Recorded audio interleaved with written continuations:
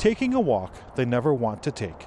State troopers come out to show support for Corporal Dan Groves. And what this world just lost was an incredibly smart, talented, and dedicated man. The morning of the blizzard, Groves intentionally went out onto I-76 to look for people who needed help in the worsening conditions, according to Colonel Matthew Packard. It would be ironic if it wasn't tragic that Dan was out there trying to help people, trying to save lives, trying to prevent the very thing that cost him his. Groves graduated from the State Patrol Academy in 2007.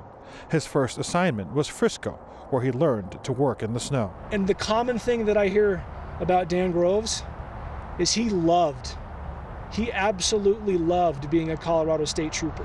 The frustrating thing is that even with the move over law, troopers like Groves are still being hit. Move over is part of it. It's a significant part of it. But really, when you're driving a car, you got to pay attention. You got to be mindful of conditions.